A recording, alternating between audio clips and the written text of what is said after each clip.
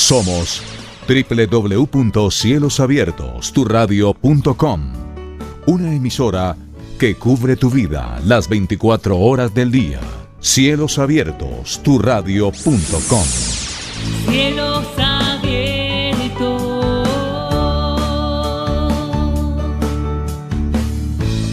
pasaporte a una nueva vida.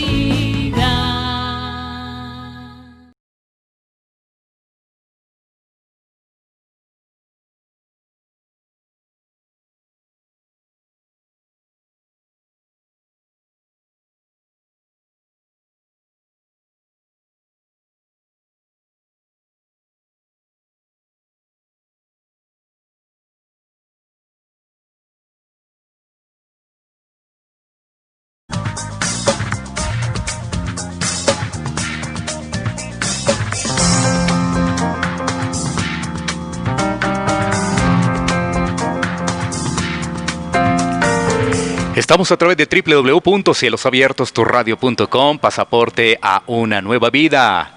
En este espacio, hablemos de la Biblia.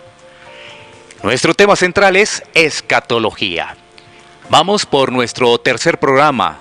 Vamos avanzando en el estudio de este apasionante tema, como toda la Biblia, como toda la palabra de Dios. Y el tema de hoy específico es desarrollando una pregunta. ¿Es Israel el reloj profético de Dios?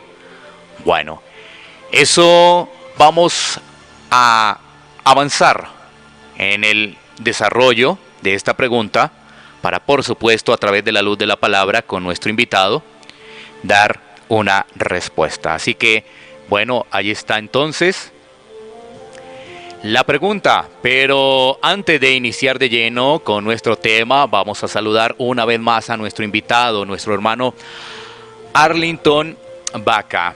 Bienvenido una vez más a Cielos Abiertos. Muchas gracias.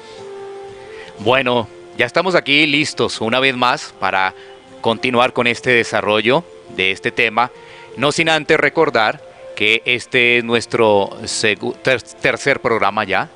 Ya es nuestro tercer programa, qué bueno, qué interesante. Y, por supuesto, decirles que en el primer programa hicimos una introducción al tema de la escatología. El segundo programa, la historia de la interpretación también, que hace referencia a Apocalipsis. Y hoy, el tercer programa, pregunta es Israel, el reloj profético de Dios. Bueno, así que estamos listos, estamos ya en las diferentes redes sociales emitiendo, así que vamos a entrar de lleno entonces en este tema con nuestro invitado, nuestro hermano Arlington, y sin duda quiero hacer una muy breve introducción, y es que cuando se habla de este tema, pues para muchas personas hay dos pueblos, Israel y la iglesia. Para muchas personas también hay argumentos importantes para hacer referencia con respecto a esos dos pueblos, quizás en el libro de Daniel, pero quizás se puede hablar algo también en Romanos con respecto al apóstol Pablo. Entonces, sin duda va a ser muy interesante ir a la luz de la palabra para ir afirmándonos en precisamente la pregunta que se ha dado para resolver en este especial de ¿es Israel el reloj profético de Dios? Trasladamos esa pregunta a nuestro invitado, así que adelante. Bueno, muy buenos días a toda la audiencia. Efectivamente, hoy en día son muchos los cristianos que han escuchado esa frase seguramente de sus pastores, de predicadores, en libros, de que Israel es el reloj profético de Dios. Pero ¿de dónde viene esa idea? ¿O cuándo inició esa idea?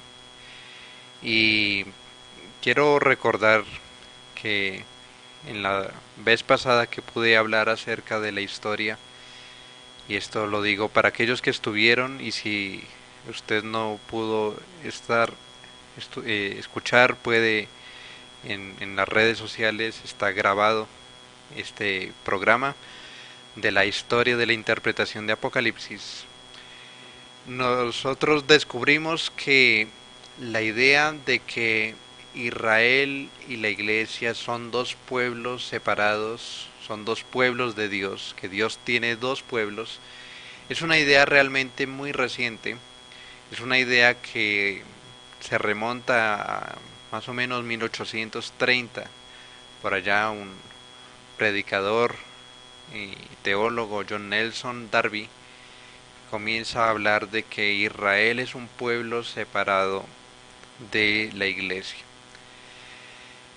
Cuando hablamos de que Israel es el reloj profético de Dios, tenemos que presuponer que Israel es un pueblo separado de la iglesia.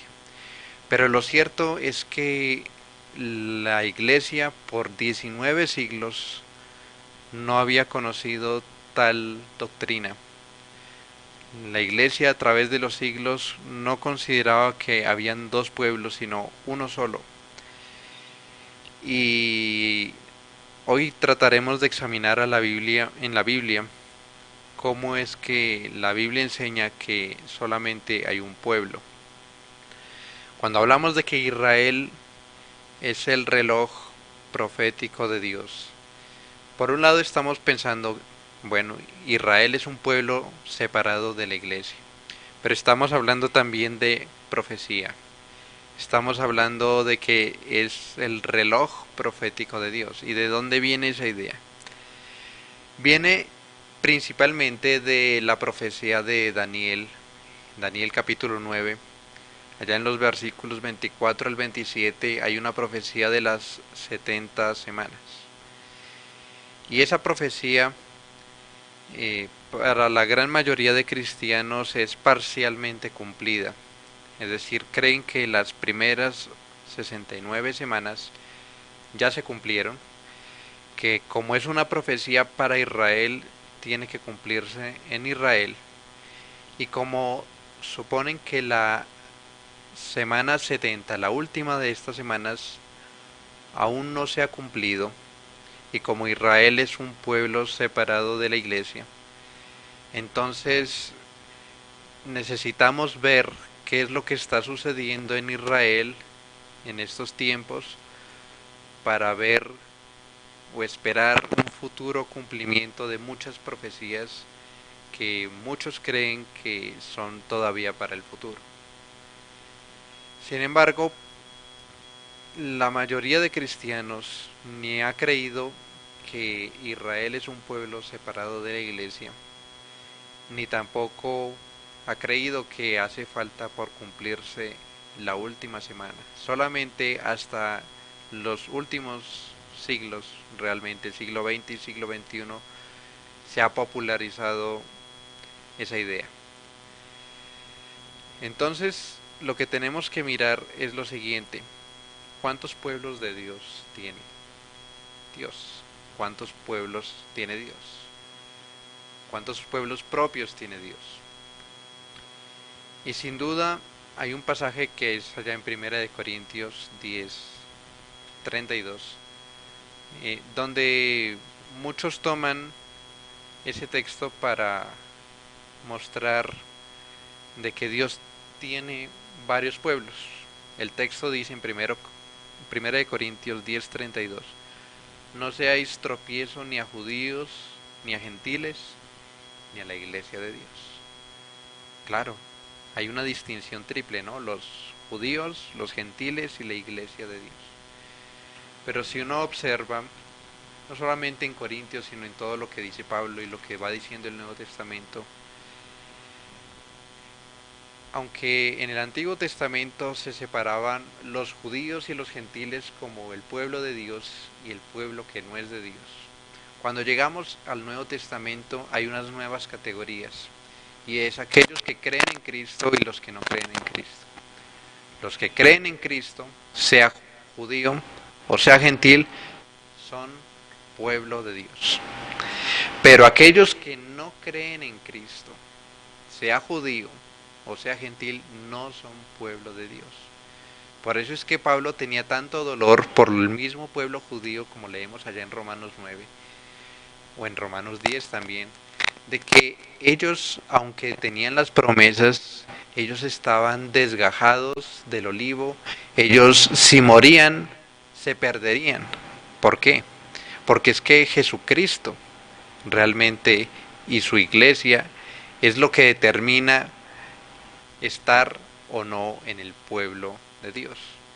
De manera que cuando en 1 Corintios 10:32 se dice que no se tropiezo ni a judíos, ni a gentiles, ni a la iglesia de Dios, Pablo no está hablando de que hay 3 propósitos distintos en el mundo, o que hay por lo menos de esos 2 que son pueblos de Dios. De esas 3 categorías, únicamente la iglesia es el pueblo de Dios, porque en la iglesia se compone de judíos y de gentiles creyentes.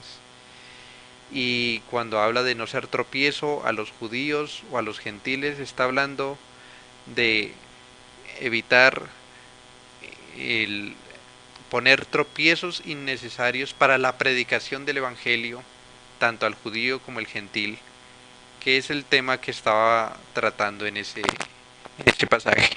En ningún momento aquí está Pablo refiriéndose a que hay varios pueblos de Dios o que hay varios planes distintos para cada uno.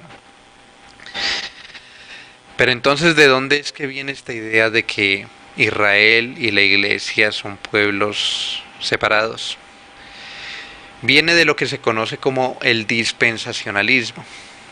El dispensacionalismo es un sistema que intenta ver toda la revelación bíblica dividida en dispensaciones.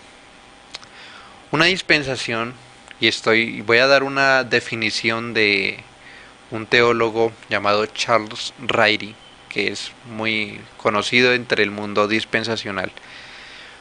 Una dispensación es una administración o mayordomía en el programa divino establecido por Dios, cuyo fin es el logro de sus propósitos eternos por medio de una revelación progresiva en sucesivos periodos, siendo encomendada dicha economía a la humanidad o una parte de ella, la cual, colocada a prueba y ante su fracaso, resulta en juicio. ¿Qué quiere decir lo que acabo de leer? Es como si la Biblia la separáramos en varios libros y tuviéramos un primer libro que podríamos llamar la dispensación de la inocencia o del Edén, ¿no? Y donde Dios pone a prueba a Adán, le da una revelación. Si cumple esa revelación, tiene unas consecuencias buenas, y si no la cumple, entonces tiene unas consecuencias malas, y Dios como que se ve obligado a tratar con el hombre de una nueva manera, como que borrón y cuenta nueva, y comienza una nueva etapa. Y así entonces después de esa dispensación viene otra y otra y otra y otra. El problema de eso es que Dios ya puso a prueba al hombre una sola vez, estando en perfección en el Edén, y el hombre ya fracasó. Por lo tanto, ¿para qué es necesario volverlo a poner a prueba sabiendo que ya su imagen está completamente destrozada por el pecado? Y de hecho la Biblia nos muestra desde el mismo Génesis que el hombre, la única esperanza que tiene es en Jesucristo, no es en una nueva prueba, nueva obediencia, sino en lo que Jesucristo ya haría finalmente para la salvación del hombre. Entonces, el dispensacionalismo, teniendo esta idea, cuando llegamos a pasajes como Éxodo, donde se ve la ley, ellos ven, y bueno, también empezando desde Génesis 12, cuando Dios llama a Abraham y comienza la historia con el pueblo de Israel, ellos ven que hay unas promesas que son para Israel,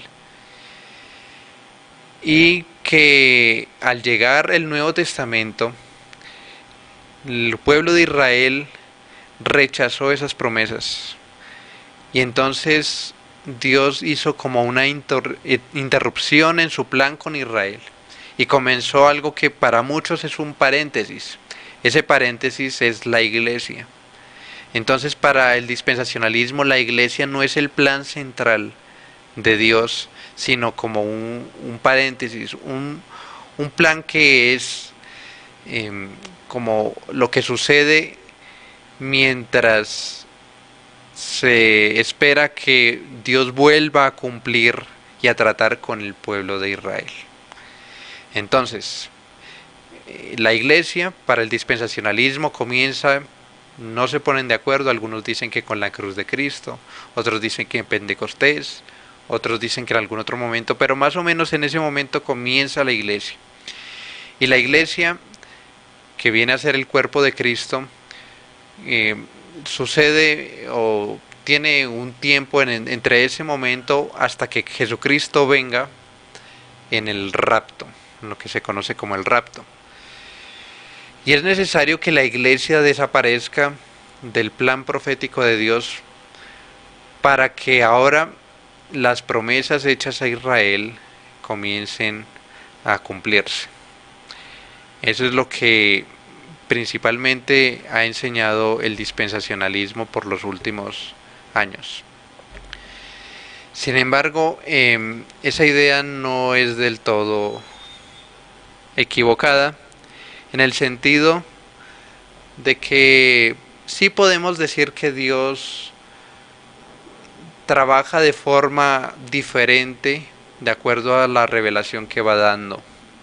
Sí podemos determinar que hay ciertos periodos de tiempo, ¿no? Por ejemplo, es diferente el periodo de tiempo que fue en Edén al periodo de tiempo que fue desde ahí hasta el diluvio, o desde ahí hasta el tiempo de Abraham, o el tiempo, lo que es la ley. El mismo Nuevo Testamento dice que hay un antiguo pacto y un nuevo pacto, hay un tiempo diferente. Entonces no es del todo equivocado eso. Pero lo que no es verdad es que hayan propósitos diferentes en Israel separados de la iglesia. Ahora lo que tenemos que mirar es qué enseña la Biblia acerca de la unidad de Israel y la iglesia. Y en este momento no sé si hay alguna pregunta, algún comentario de los oyentes, no sé. Bueno, vamos a mirar aquí nuestro WhatsApp. Están llegando, sí, algunos saludos específicamente. Por aquí saludan a nuestro hermano Arlington, José Barrera. También están expectantes nuestros oyentes en diferentes ciudades, aún fuera de Colombia. Al puro principio estábamos ajustando un tema de audio, se escuchaba muy bajito, pero veo que ya se está escuchando de la mejor forma. Inquietudes. Entonces, ¿cuándo comienza la iglesia? Muy bien, es una muy buena pregunta. Para saber eso tenemos que definir qué es la iglesia, ¿verdad? La iglesia simplemente es el cuerpo de Cristo. La iglesia es la comunidad de todos los redimidos, porque ciertamente si Adán cayó, todos necesitamos redención. Y el Nuevo Testamento es muy exclusivo y dice que nadie puede ir al Padre sino por Jesucristo. Y eso nos indica de una forma muy clara que todos los salvados del Antiguo Testamento tuvieron que haber sido salvos de la misma forma como nosotros, por la fe en Jesucristo. Es decir, no existen varios evangelios, solamente hay un evangelio, solamente hay salvación a través de la sangre de Cristo. Es verdad que ahora tenemos más conocimiento, pero el hecho de que tengamos más conocimiento no significa que la salvación sea de una manera diferente. Usted, por ejemplo, tiene su computador y lo maneja. Pero seguramente si usted no es ingeniero de sistemas, usted no conoce a fondo todo cómo funciona un computador. Sin embargo, cuando usted comienza a conocer eso, no significa que el computador comienza a funcionar de esa manera, ¿verdad? Sino lo que significa es que usted descubre cómo funciona, cómo siempre ha funcionado. Entonces, la salvación siempre ha sido en Jesucristo, solamente que en el Nuevo Testamento se muestra de una manera mucho más clara cómo funciona la salvación y por qué es que Dios justifica al pecador por su fe. Por lo tanto, si la salvación es únicamente en Jesucristo y todos han sido salvos de la misma manera, la iglesia existe desde que hay salvos. Y los salvos no comenzaron a existir desde que vino Cristo, ¿no?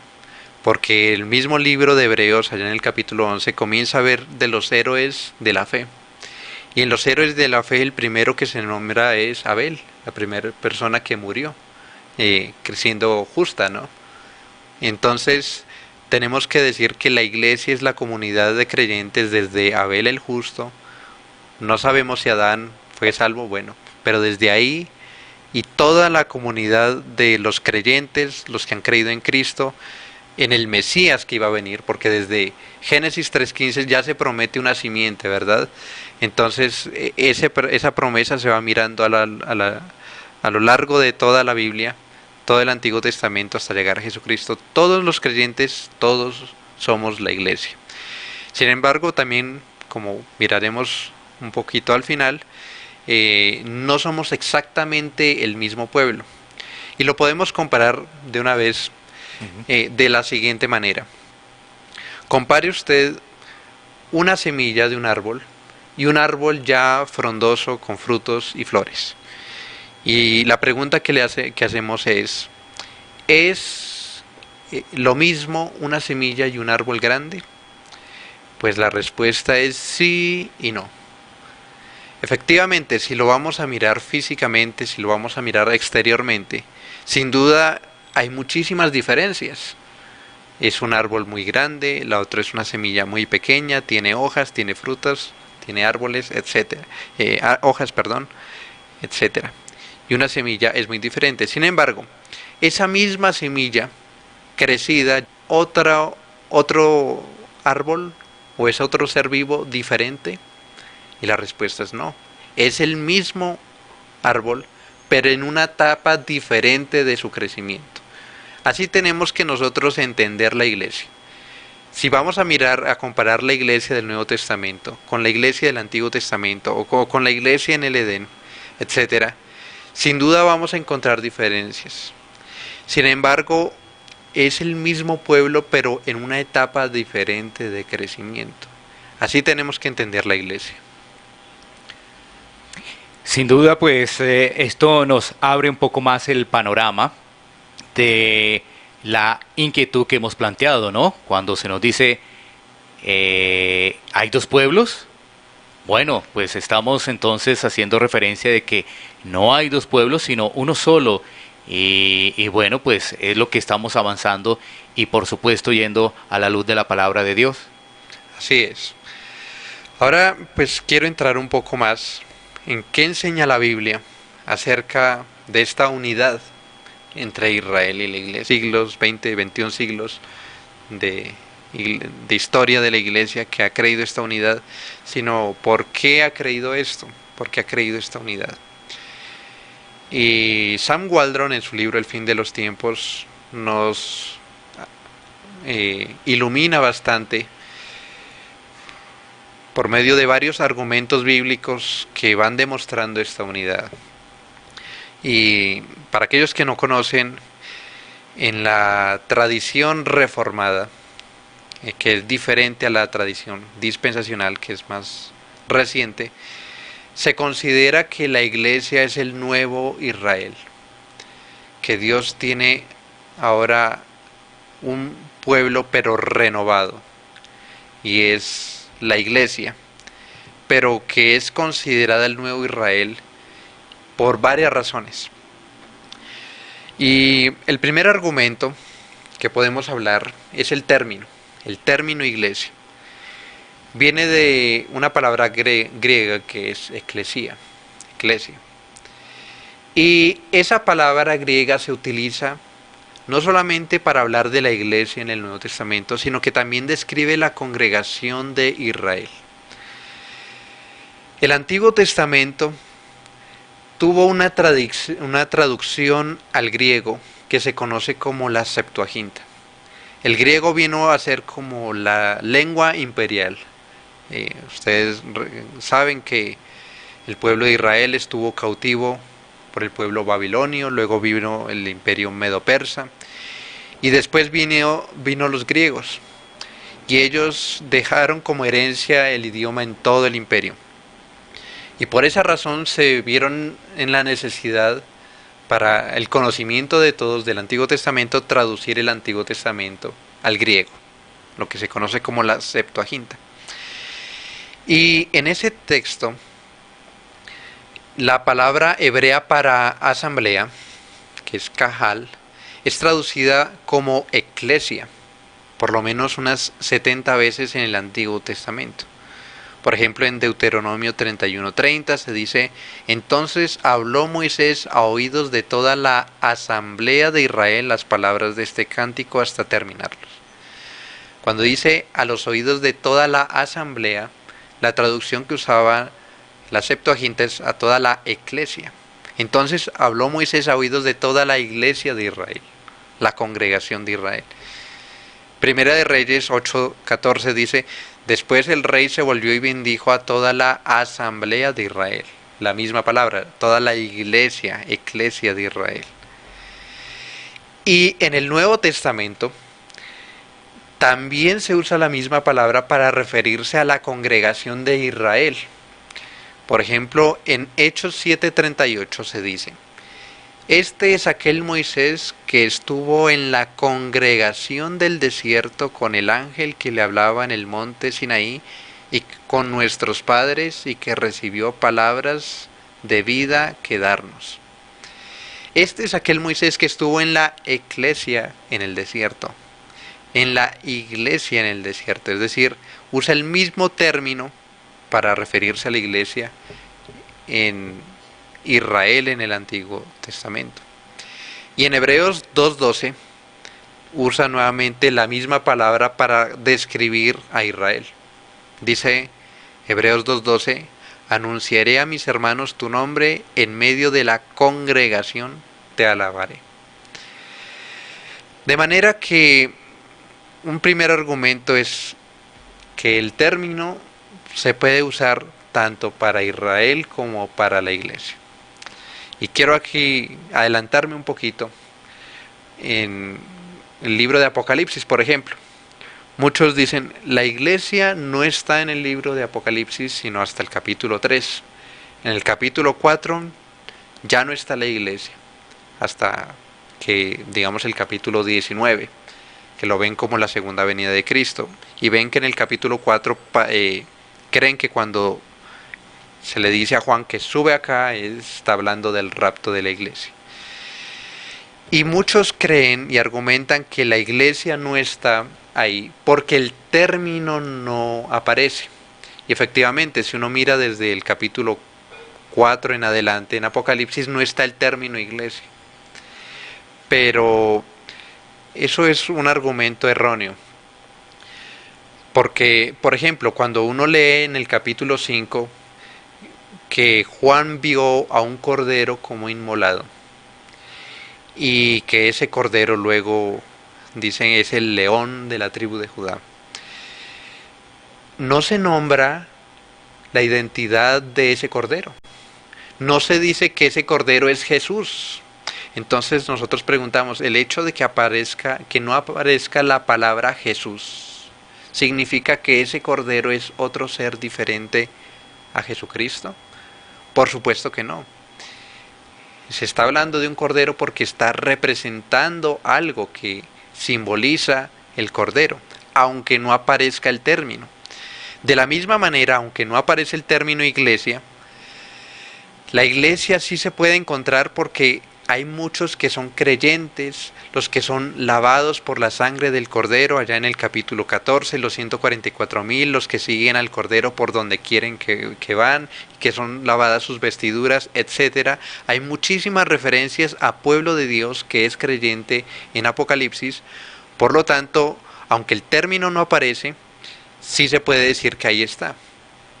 De la misma manera, entonces tenemos que decir que usar el término iglesia, su presencia o su ausencia no determina necesariamente que se encuentre o no se encuentre. Entonces, por eso sí podemos decir que la iglesia puede estar, y es lo que creemos, en el Antiguo Testamento. No es algo que comienza en el Nuevo Testamento. En segundo lugar, ¿cómo es que Israel se convirtió en el pueblo de Dios? Pues lo hizo de la misma manera como la iglesia se convierte como pueblo de Dios. El pueblo de Dios llegó a ser el pueblo de Dios por la actividad de Dios haciendo un pacto, eligiendo y redimiendo. De esa manera Israel fue constituido pueblo de Dios. Dios lo eligió y Dios lo redimió. Y a la iglesia Dios la escogió y Dios la redimió. ¿Cuántas elecciones o cuántas redenciones hay? Solamente hay una. Solamente hay una salvación en Jesucristo. Por lo tanto, todos, como hemos sido salvos de la misma forma, por el mismo Jehová, por el mismo Jesucristo, todos fuimos constituidos pueblo de Dios, no por nuestras obras, no por carne o sangre, sino por la voluntad de Dios, de la misma forma. Una tercera vía o argumento es que el Nuevo Testamento declara directamente que la iglesia es el verdadero Israel de Dios.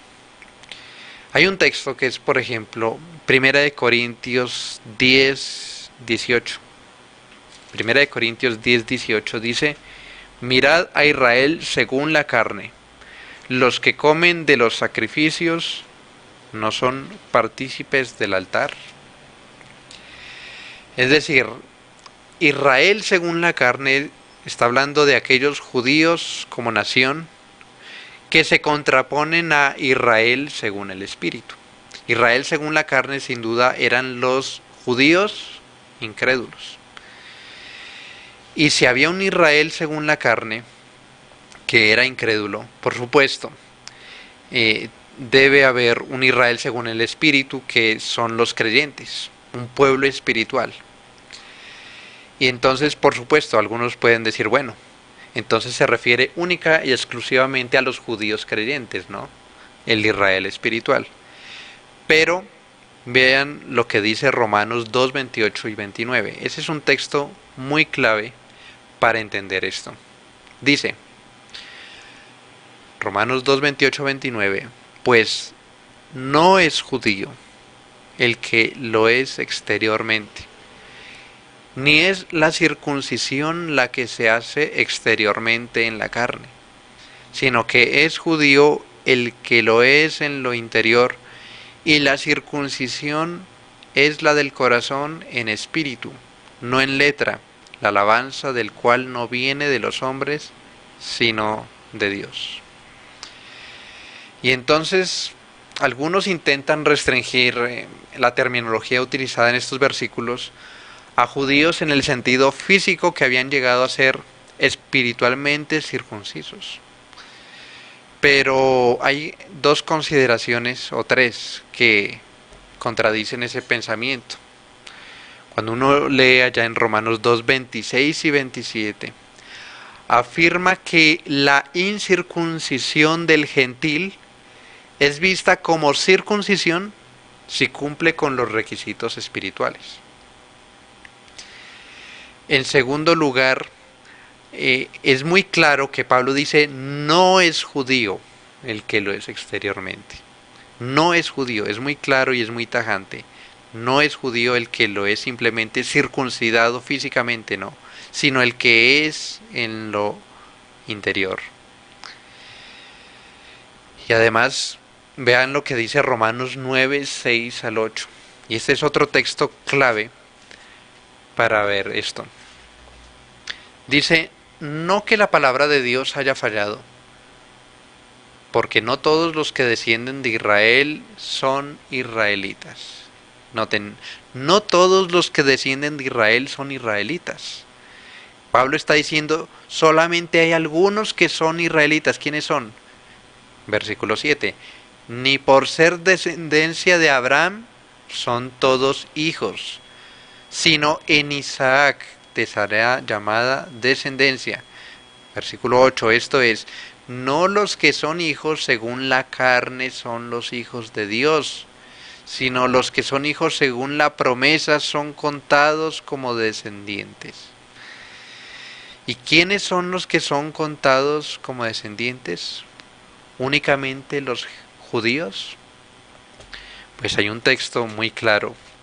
Podemos ir, es Gálatas capítulo 3. Gálatas capítulo 3, versículo 29. Bueno, leo desde el 28.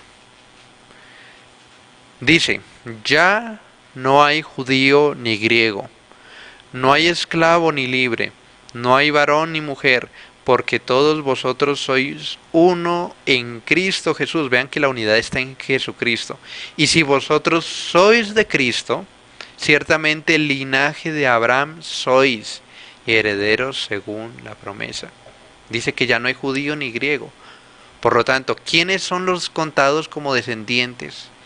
Pues tanto los judíos como los gentiles creyentes en Jesucristo. Es decir, la iglesia recibe las promesas dadas a Abraham. Esas son las promesas en las cuales se está hablando en Génesis capítulo 12. Así es. De la bendición que... ¿sí? En Génesis capítulo 12 hay unas promesas espirituales y unas promesas terrenales.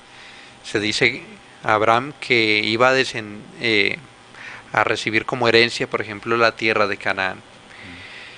Y bueno, aquí me adelanto un poco, ya que se toca ese tema un poquito, de que algunos creen que eso no se ha cumplido, que esa promesa terrenal de Abraham de recibir Canaán como herencia, pero cuando usted lee en Josué capítulo 21 versículos 43 al 45, se dice que, y usted puede comprobarlo leyéndolo, que todo se cumplió. Todas las promesas dadas a Abraham de tierra se cumplieron ahí. Por lo tanto, no hace falta un cumplimiento posterior de eso, algo que ya le cumplió a Abraham. Sin embargo, por supuesto, también estaba esa promesa finalmente de que todas las familias de la tierra serían benditas en la simiente. Y esa promesa es la que se cumple en Jesucristo. En Jesucristo todas las familias de la tierra, todos aquellos que creen en Cristo vienen a ser bendecidos. Y entonces ahí es cuando, volviendo a la pregunta con la que iniciamos, ¿no? ¿Es Israel el reloj profético de Dios? Muchos apelan allí a Génesis 12 diciendo, tenemos que bendecir a Israel para que nos vaya bien, porque dice, bendito el que te bendijere y maldito el que te maldijere, etc. Allí hablando de el pacto con Abraham. Sin embargo, es muy clara que la bendición viene es en Jesucristo, no en la nación física, como lo acabamos de leer en Romanos capítulo 9, versículo 7. Ni por ser descendientes de Abraham son todos hijos, sino en Isaac te será llamada descendencia, los hijos de la promesa. ¿Quiénes son los hijos de la promesa? La iglesia. Ok, o sea que cuando se dice que, bueno, hay que bendecir a Israel para que nos vaya bien, ¿eso sería de alguna forma quitarle la gloria a Jesucristo? Es como reemplazar a Jesucristo por decir, para que nos vaya bien según la promesa que hay en Génesis 12 con respecto de lo que Dios le dice a Abraham. ¿Podríamos mirarlo así como es quitarle la gloria a Cristo? En cierta manera es así, porque lo que hablaba Abraham, Dios le habló a Abraham, es de Cristo, es de una simiente, es de un rey que haría la voluntad del Padre aquí en la tierra. Y solamente en Jesucristo, como hemos leído exclusivamente en Él, muchas veces en el Nuevo Testamento, solamente en Él están las promesas. En Él, como dice allá en 2 Corintios 1:20, porque todas las promesas de Dios, cualesquiera que sean, son en Él sí y en Él amén, son en Jesucristo. Las promesas no eran por ser simplemente descendientes físicos de Abraham, no eran por ser circuncidados en la carne, no, eran por ser hijos de Dios, por su vinculación, su relación con Jesucristo. Por lo tanto, la bendición es en el pueblo de Jesucristo. Ahí está la bendición. Ok, si hay dos pueblos, o sea, como tal, esto generaría que hay un pueblo primero y hay uno segundo, es decir, ya hay unas categorías de pueblo. El dispensacionalismo cree eso, ¿no? Que hay un pueblo que es pueblo terrenal, que tiene promesas terrenales, que es el pueblo de Israel, y un pueblo celestial que tiene promesas espirituales, que es la iglesia. Pero como vamos viendo que no hay tal cosa como dos pueblos, sino uno solo, resulta que eso no es así. Por un lado, porque las promesas a Israel no eran solamente terrenales, eran espirituales. A Abraham se le predicó el Evangelio, nos dice el libro de Hebreos. A él fue anunciado el Evangelio, a él se le habló de Jesucristo. En Pedro se dice que Jesucristo predicó por medio de Noé, pregonero de justicia. Ahí estaba hablando de el Evangelio. Por lo tanto, en el Antiguo Testamento están las promesas espirituales, todas. Pero la iglesia no solamente tampoco tiene un destino o promesas espirituales, porque también tiene promesas terrenales. Se dice claramente en el Sermón del Monte, por ejemplo, que los mansos heredarán la tierra. En Apocalipsis se dice que los santos reinaremos sobre la tierra. Hay muchas promesas de que vamos a recibir la tierra nueva como herencia. No solamente Israel, sino la iglesia. Por lo tanto, esa distinción no es precisa, de separar dos pueblos con destinos diferentes. Eso no es así. Pero miremos otro texto que es Filipenses 3:3, que dice, porque nosotros, y está hablando Pablo a una iglesia, somos la circuncisión, los que en espíritu servimos a Dios y nos gloriamos en Cristo Jesús, no teniendo confianza en la carne. Entonces ahí está hablando que la verdadera circuncisión es la circuncisión espiritual. Pero esto de la circuncisión espiritual no es un tema solamente del Nuevo Testamento. Uno lee allá en Deuteronomio tanto la promesa como la orden de Dios, circuncidaos vuestro corazón. Y dice, Jehová circuncidará vuestro corazón. ¿Y qué es la circuncisión del corazón? La regeneración, el nuevo nacimiento, la obra del Espíritu Santo, dando vida para que crean en Jesucristo. Por lo tanto, allá en Filipenses 3:3, nosotros somos la circuncisión. Está hablando de términos que eran solamente para Israel, pero que los utiliza para la iglesia. Entonces estamos hablando de una unidad, no de una descontinuidad. En Gálatas 6:16 se describe a la iglesia como el Israel de Dios. Porque, bueno, leo desde el versículo 15, Gálatas 6:15.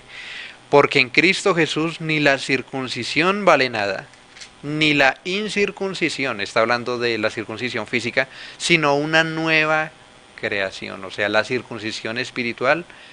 Y a todos los que anden conforme a esta regla, paz y misericordia sea a ellos y al Israel de Dios. Aún al Israel de Dios. Algunos dicen este Israel de Dios se refiere solamente a judíos creyentes, pero claramente en el versículo 15 dice que la incircuncisión o la circuncisión no vale nada, o sea, una nueva creación. Hay un nuevo Israel, que es el Israel de Dios, que son los que andan conforme a esta regla, los que reciben la paz y misericordia. Por lo tanto, ahí podemos ver que hay muchos términos que se hablan de la iglesia en términos como se hablaba Israel. Pero la lista sigue más allá. Por ejemplo, a Israel y la iglesia se le hablaba, una característica de ellos es que eran santos. Lo leemos en Números 16:3, Deuteronomio 33:3. Y en Efesios 1:1 y en Romanos 1:7, a la iglesia se le considera como santa.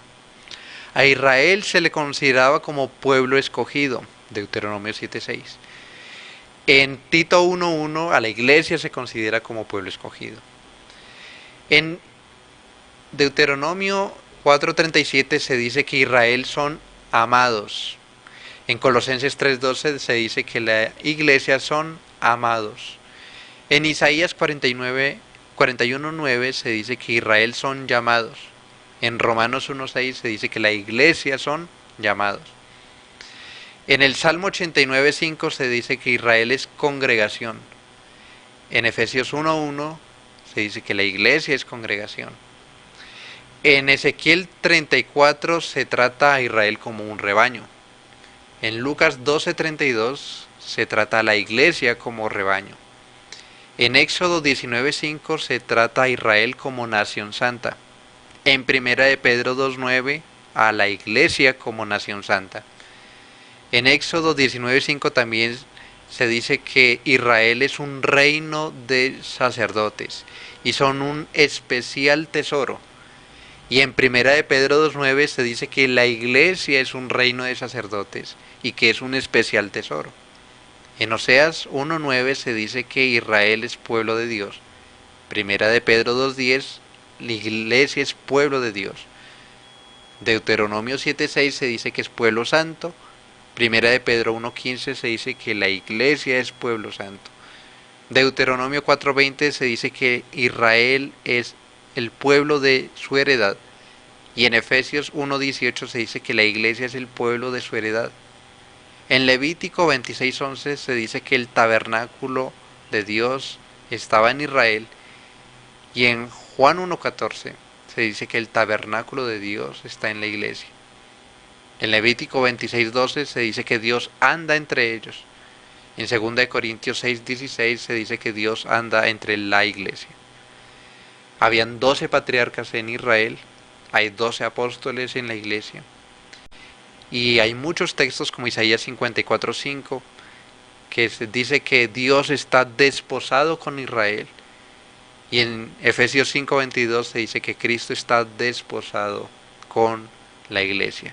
Por lo tanto, hay muchísimos paralelos, hay muchísimos términos que demuestran que la iglesia recibe todas las promesas dadas a Israel y hay una unidad, no una discontinuidad.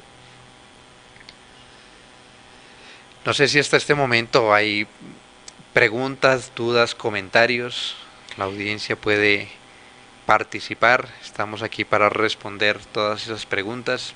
Claro que sí. Bueno, estamos en este espacio en vivo, recordando que está a disposición los canales de inquietudes. Por ejemplo, el WhatsApp 322-260-8281 es el número de WhatsApp en el cual podemos recibir las inquietudes sobre este tema. ¿Es Israel el reloj profético de Dios? Hemos venido avanzando y a través de la luz de las Escrituras hemos podido observar que hay un solo pueblo llamado por Dios, un solo pueblo escogido por Dios. Y qué interesante es poder ver todos estos paralelos, tanto del Antiguo como el Nuevo Testamento, que generan los argumentos de lo que estamos haciendo referencia, ¿no? Muy interesante cómo las cartas paulinas precisamente dan esa fortaleza precisamente de lo que estamos haciendo referencia. Así que ahí está la invitación. La invitación es que para que puedan participar con nosotros a través del 322-260-8281. Aprovechamos rápidamente para saludar a las personas allí en Uruguay que nos están sintonizando. También a las personas que nos acompañan desde Boyacá, desde Chile, también en los Estados Unidos, que han reportado audiencia. Así que, bueno, entremos también ya en esta parte final, en la cual pues es como la última recta de esta temática que estamos desarrollando. Así es. Pero hay más argumentos. Hay más argumentos. Por ejemplo, en Romanos 11, 16 al 24, se habla claramente de un olivo. Un olivo donde los judíos incrédulos son desgajados. ¿Por qué son desgajados?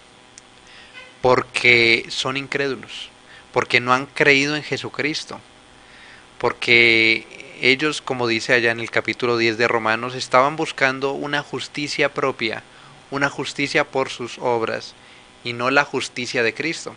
Entonces, notamos que la fe en Jesucristo es el requisito para permanecer en el olivo. Pero también se leen de que hay unos que son injertados. ¿Y quiénes son los injertados? Son los gentiles. Tristemente algunos no se dan cuenta de que el contraste que Pablo está presentando es entre judíos y gentiles, y creen que hay un contraste entre judíos y la iglesia. La iglesia no es exclusivamente gentil, la iglesia son los judíos y gentiles creyentes. El contraste que aquí está presentando es entre judíos y gentiles. ¿Y cómo es que fueron injertados los gentiles? Pues de la misma manera como el judío no fue desgajado.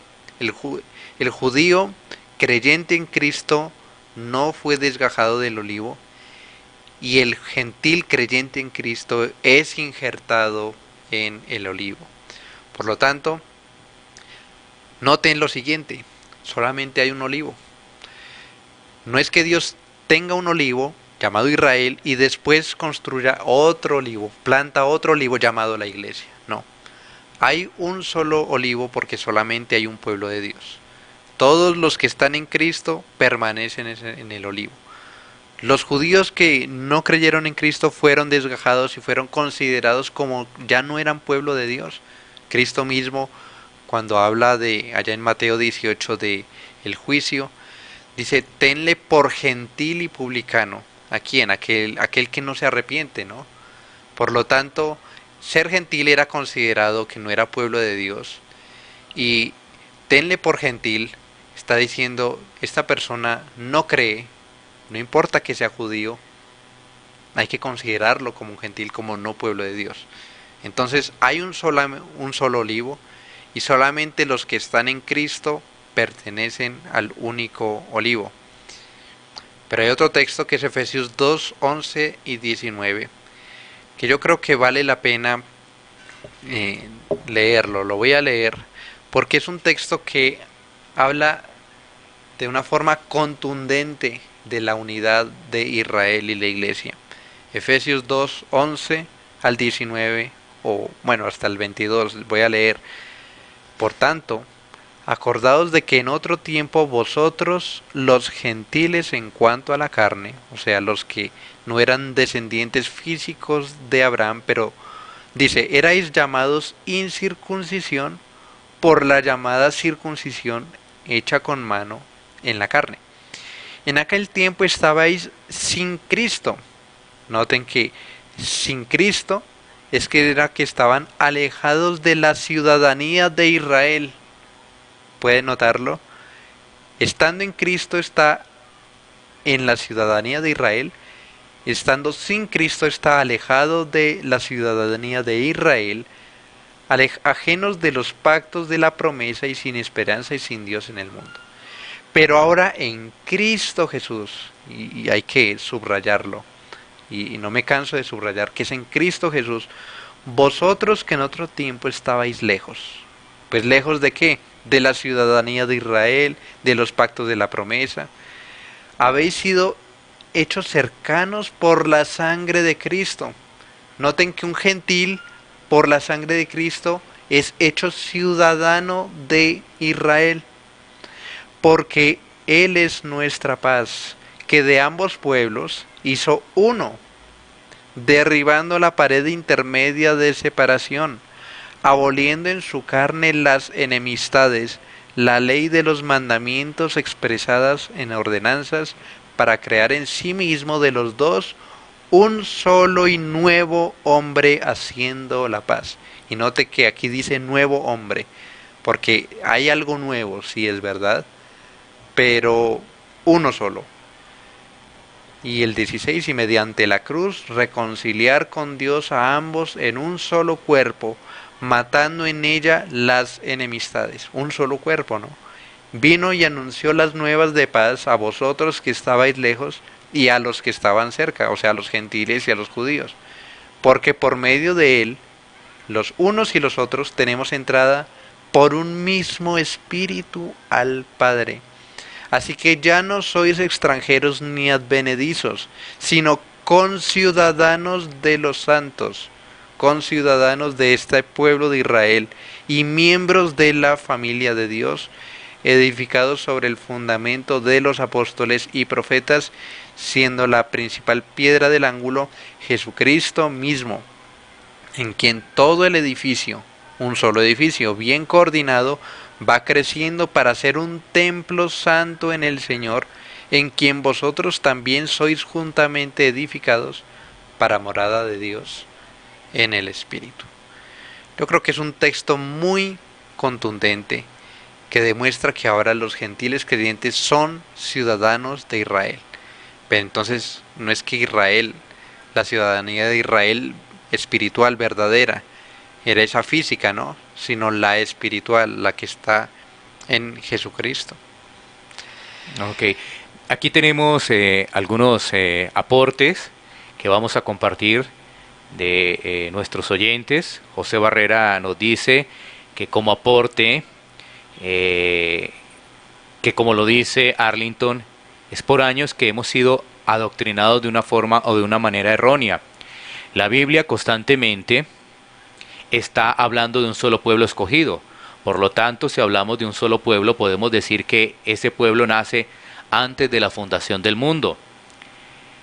Gracia y paz a vosotros de Dios, nuestro Padre, y del Señor Jesucristo. Bendito sea el Dios y Padre de nuestro Señor Jesucristo, que nos bendijo con toda bendición espiritual en los lugares celestiales en Cristo, según nos escogió en Él antes de la fundación del mundo, para que fuésemos santos y sin mancha delante de Él. Nos está compartiendo una cita bíblica que es Efesios capítulo 1, versículos 2 y 4.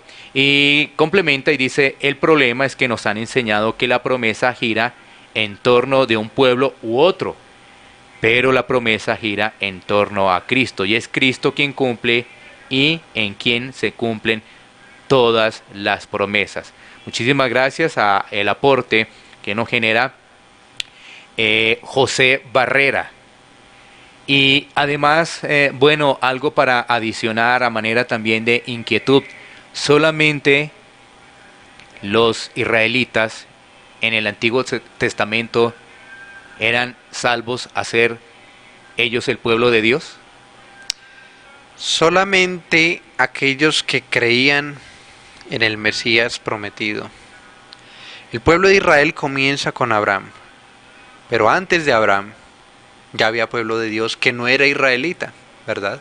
Por ejemplo Noé, por ejemplo Enoc, por ejemplo Set, Abel. Por lo tanto, había una promesa desde la misma caída de Adán, de una simiente, pero esa simiente toma forma en una nación que comienza con Abraham. Y esa nación era la responsable de traer el reino de Dios a este mundo, de ser la luz al mundo, de traer el evangelio. Entonces, por supuesto, todos los que escuchaban Los que estaban en ese pueblo tenían el privilegio de escuchar el evangelio, tenían el privilegio de escuchar de que vendría esa simiente. Ellos son el pueblo de Dios. Sin embargo, no limitamos únicamente a los judíos, aunque Dios trabajaba prácticamente exclusivamente con esa nación, dejando en oscuridad a los demás pueblos, como lo dice en Hechos. No limitamos únicamente al ser pueblo de Dios los judíos creyentes del Antiguo Testamento, porque también hubo gentiles creyentes en el Antiguo Testamento, y lo vemos en la genealogía de Jesucristo. Por ejemplo, Rahab, La ramera, sí. la ramera, Tamar, creo que también era cananea, y bueno, hay otros que vemos en el Antiguo Testamento que eran gentiles, que no eran descendientes físicos de Abraham, pero también eran pueblo de Dios porque eran creyentes. Ok, y complementando lo que dice aquí nuestro oyente José Barrera, ¿no es cierto? Él dice que ya Arlington leyó Gálatas 3, también dice en Gálatas 6:16, Cristo es el verdadero Israel de Dios. Entonces, cuando estamos hablando de que hay un solo pueblo, como lo ha mencionado el aporte aquí de nuestro oyente, ¿qué también estaría a decir que la iglesia siempre ha estado? ¿O cómo podremos explicar un poco mejor esa situación, ¿no? Entendiendo que la introducción que nos hizo aquí nuestro hermano Arlington, ¿no? Que para algunas personas la iglesia nace en Pentecostés, para otros la iglesia nace en Cristo. Sin embargo, vemos aquí pues algunos aportes, y lo que se ha mencionado es, ¿la iglesia siempre ha estado? La iglesia ha sido el propósito central de Dios. Dios siempre ha querido tener un pueblo con el cual Él sea su Dios y el pueblo sea su pueblo, ¿verdad?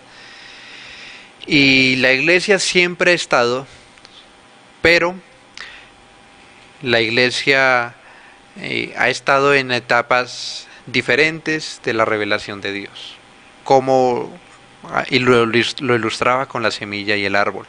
Entonces, la iglesia estaba en Adán y en Eva y en Abel y en Set, pero no era lo mismo en ese tiempo a lo que fue más adelante con Noé, y luego más adelante con Abraham, y luego más adelante con Moisés, y luego más adelante ahora con Jesucristo. Porque la iglesia va recibiendo más revelación, y la iglesia, así como la semilla va recibiendo agua y va recibiendo luz y va recibiendo los nutrientes de la tierra, entonces va creciendo, y es la misma planta, ¿verdad? Pero en una etapa diferente, hasta que ya finalmente florece, tiene fruto. Entonces la iglesia va creciendo en esa manera. Es lo mismo pero diferente. Ok, ¿y cómo podemos ver lo que sucede en el año de 1948 con la creación del Estado de Israel? Lo debemos ver simplemente como algo político. Muchos creen que eso es el cumplimiento de alguna profecía bíblica, pero lo cierto es que, toman allá Isaías 66 de que nacerá nación, pero es una cita descontextualizada y totalmente arbitraria. El requisito que la Biblia mostraba para que Dios reuniera a Israel de donde los había esparcido era el arrepentimiento. En 1948 no vimos absolutamente nada de arrepentimiento de Israel hacia Jesucristo. No podemos decir que ese es el cumplimiento de las promesas de Dios cuando Dios dijo, si se arrepintieren, entonces yo los traeré de todos los lugares donde los hubiera esparcido.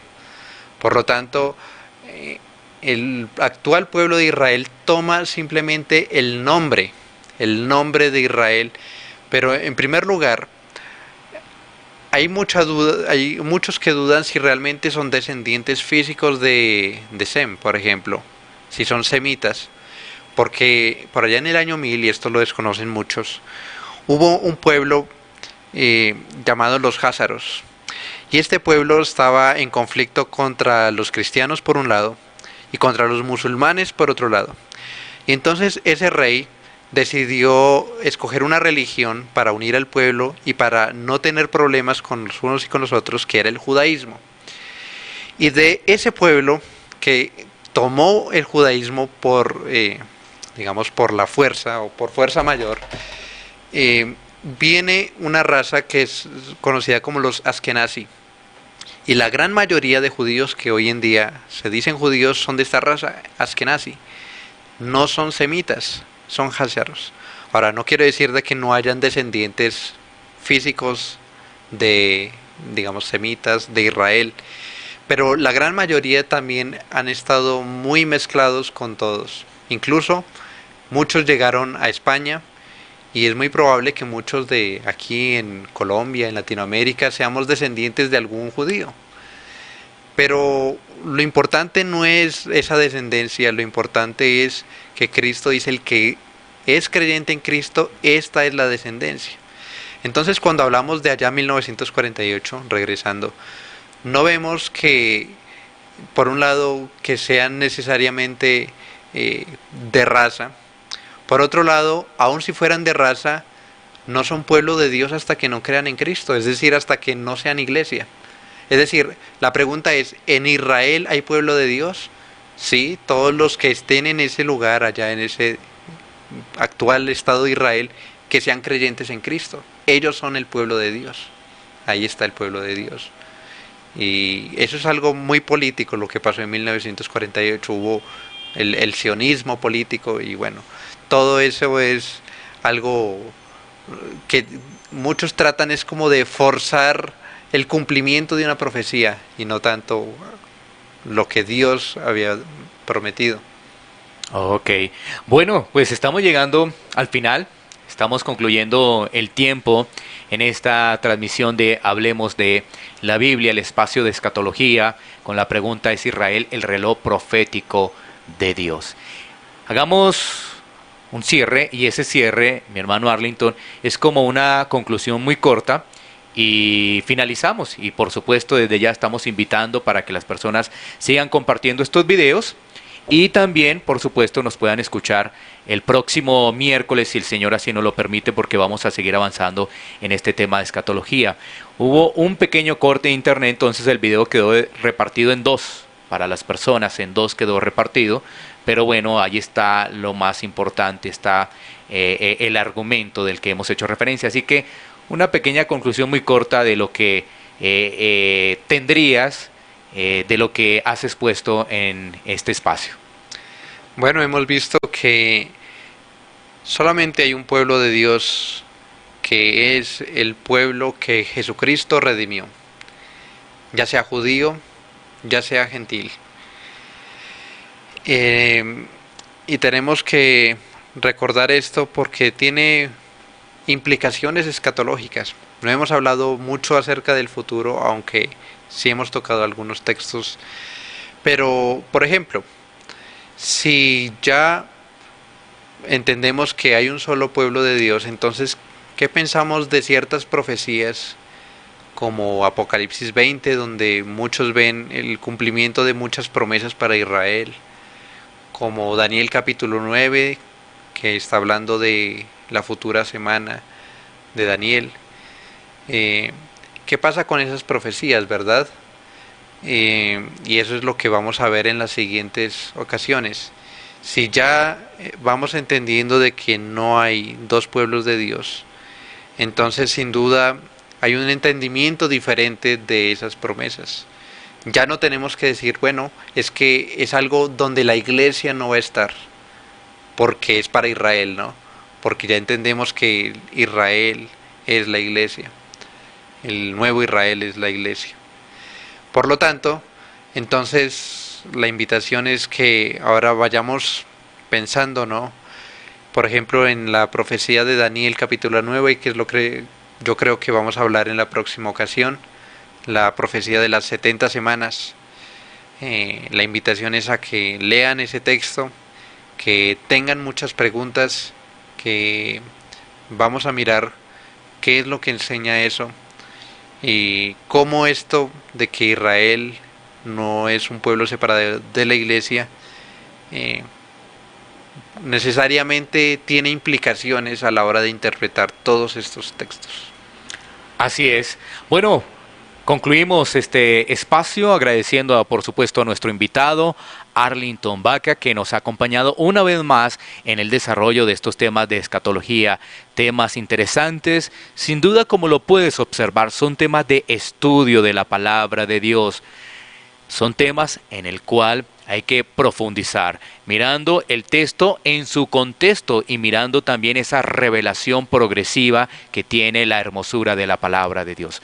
Por el momento no es nada más, la invitación es a que continúes aquí en sintonía de cielosabiertosturradio.com y por supuesto recibas esta invitación muy especial a que sigas observando estos videos que quedan en las redes sociales y a que nos acompañes el próximo miércoles avanzando en estos temas de escatología y con nuestro invitado Arlington Baca. Así que muchísimas gracias por escuchar cielosabiertosturradio.com, que es pasaporte a una nueva vida y estos temas de edificación para el pueblo de Dios. Bendiciones.